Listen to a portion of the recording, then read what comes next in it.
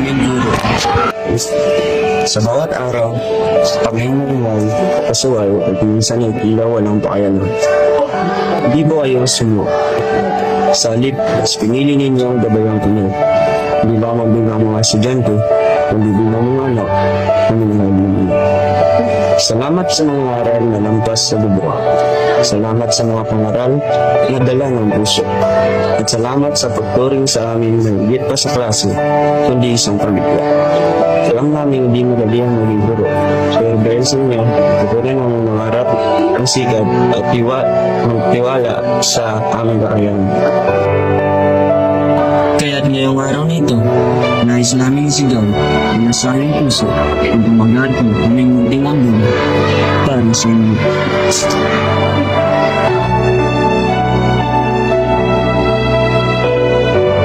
Salamat.